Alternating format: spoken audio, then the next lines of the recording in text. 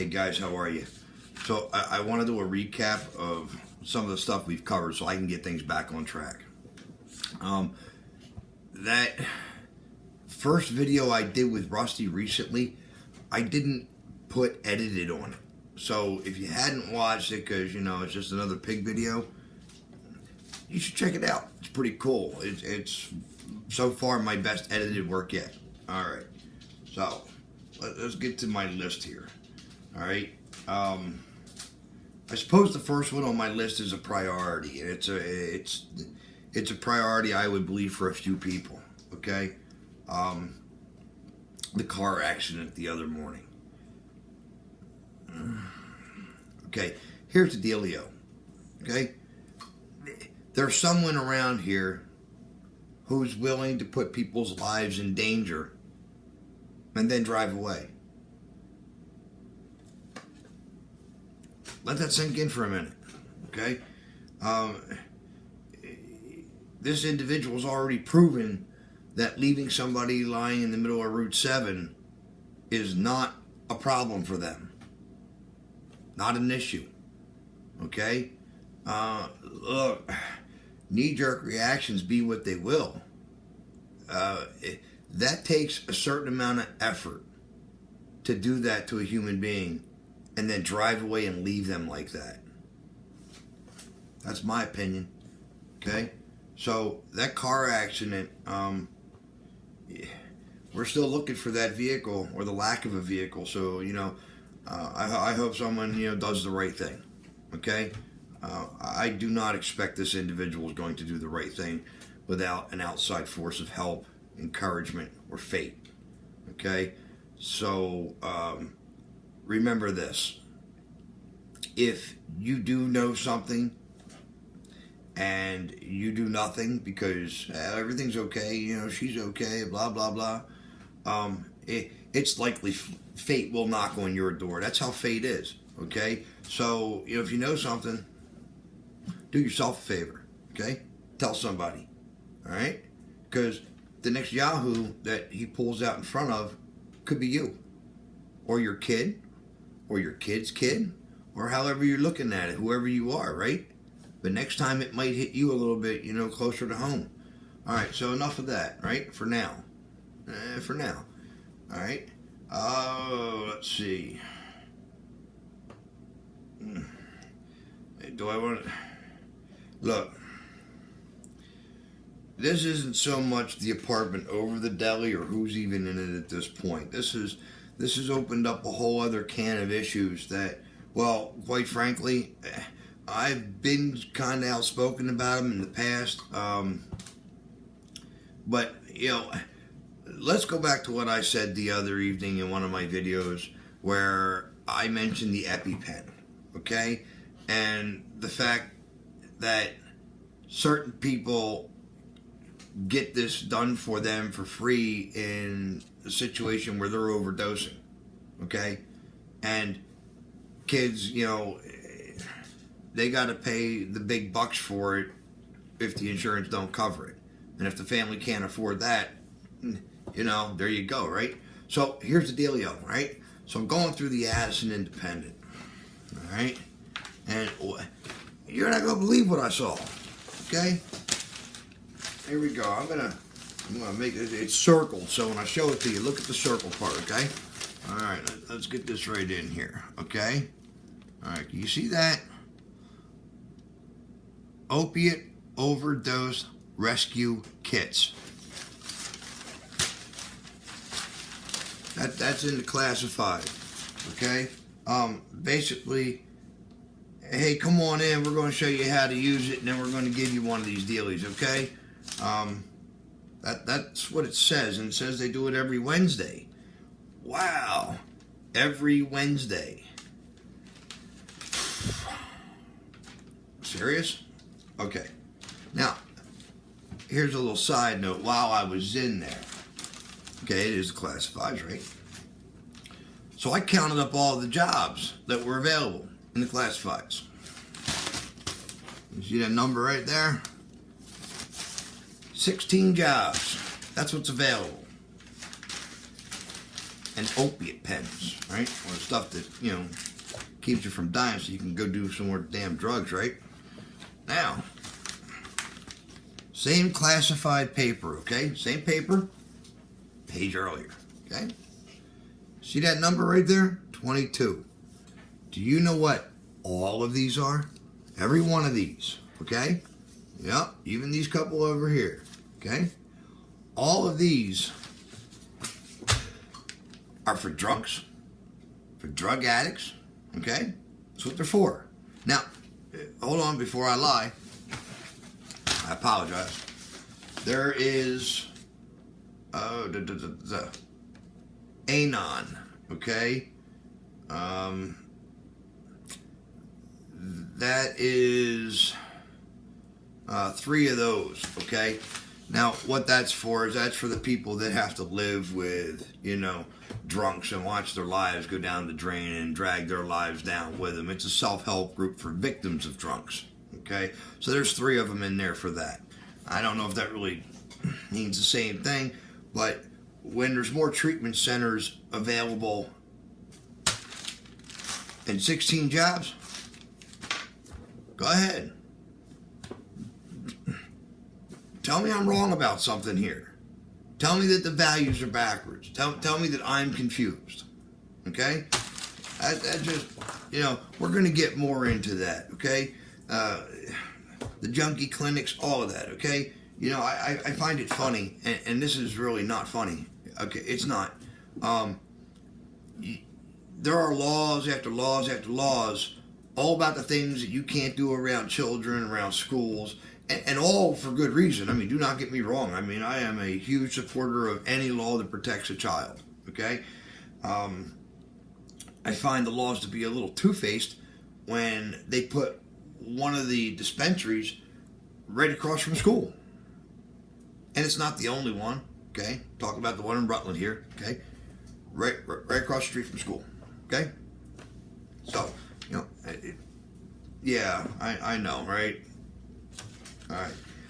Vermont also passed laws that if you drive even under doctor-prescribed medication and your driving is impaired, it is the equivalent to a DUI.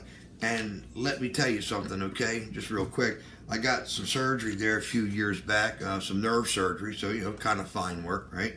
And the doc gave me something so that I wouldn't have to, you know, feel my arm so bad. I took one, I fell over in my mashed potatoes, and I gave them back to the doc. Okay, I was like, yeah, no, buddy, all right. I'll deal with whatever it feels like before I fall over in my mashed potatoes again. My point is, I understand, even under prescribed medication, that it's a bad idea. My point is that you can drive to this clinic, you can get your opiate substitute, heroin, whatever you want to call it, okay, and then drive away. Are you kidding me? Are you kidding me? Is this a joke? Are you kidding me? Come on. No.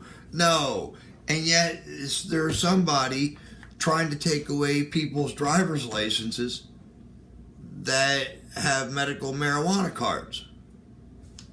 What? All right. I suppose there's going to be smarter people than me to work all this out. But folks, here's the problem, okay? These things, they should not be tolerated. They just shouldn't be, okay? So we're going to move on from that right now. This is just a recap, but these are just a couple of the issues and why I'm bringing them up, why I'm pointing them out. How they're made to look obscure in the public eye, and the impact is very, very high and backwards. Okay? Truly, backwards. I believe that if law enforcement is required to carry the pen or inhaler that saves a junkie's life, at the same time, law enforcement should be given the EpiPens that a child would need. Not just an ambulance or whatever, but, you know, they should be, you know, fully prepared for all things, not just the junkies. Okay? Yeah, we're going to charge them for the pen after we give it to them, so don't worry, it's not really free. Yeah, they're not junkies. They're going to run right out and pay that bill, aren't they? All right, let's move on from that for a minute. All right? So, Campersville. You know, I said I was going to do a bi-weekly vid, and I'm going to, okay? That's not going to stop.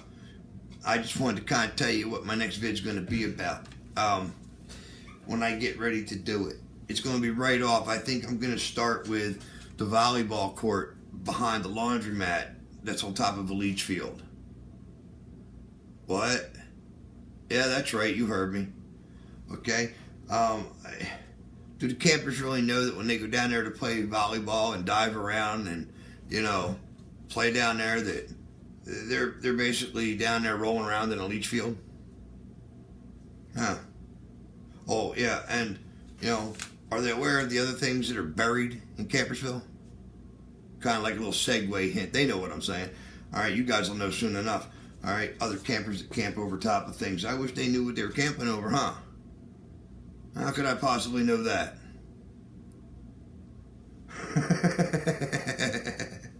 Okay, let's move on. Oh, Greg's tire. You know, see, you know, and I want it to be known, okay? When I did Greg's tire video, I was very reluctant to do it, okay? I knew of Greg when he was at his prior shop, okay? And I have to admit that the reason I drove to the other side of Brandon was because I was impressed with him then, all right? So I went out of my way to find him again. And wow, if I just wasn't met with, you know, what seemed like some really bad business ethics, okay? Sorry about that. All right, let's see.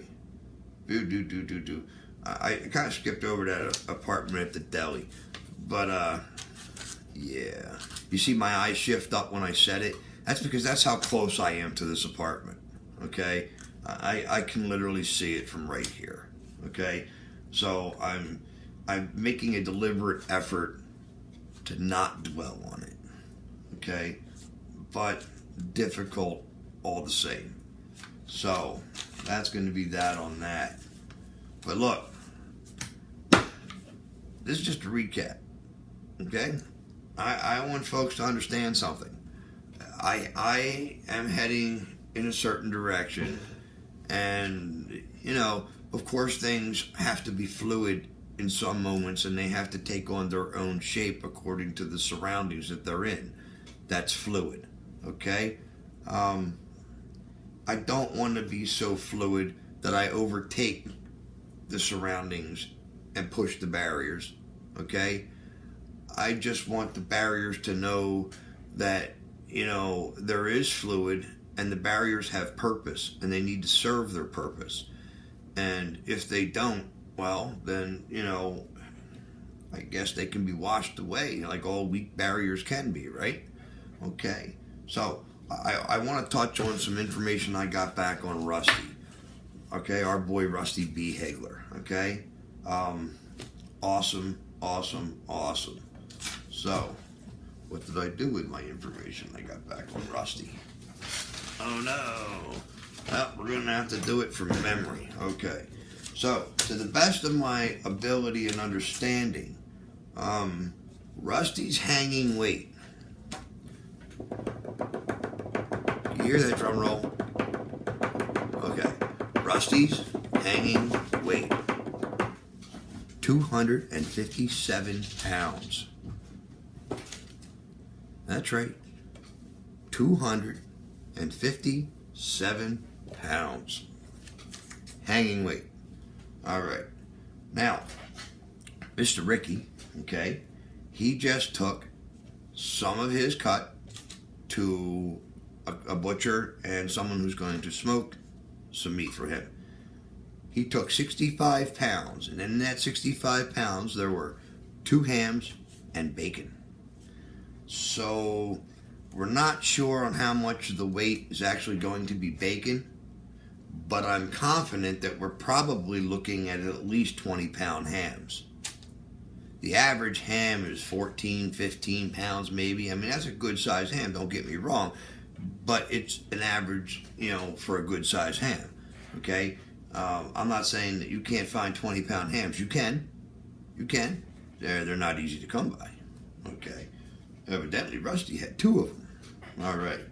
So we did some rough calculations, and it looks like by the time he's done and he gets all of his product back, he's going to pay at around $2.80 a pound for all he gets back and all of that. So we're still waiting. We're still going to get some more information. I'm curious to know exactly what's still, with Rusty while he's hanging, okay? Because, I think that's pertinent to the information. But as it looks right now, 257 pounds hanging weight. Folks, that's beyond awesome. There it is. Okay. All right. So I'm ecstatic about that so far. I mean, we still got a ways to go, and we got more to figure out and learn. All right. So, wow, this video got out of my way. All right. So, guys, look, we're gonna get this whole thing organized, and I've been saying it forever, and I'm slowly working on it. All right. So, just bear with me, and please bear with me. All right, guys. Have a good one.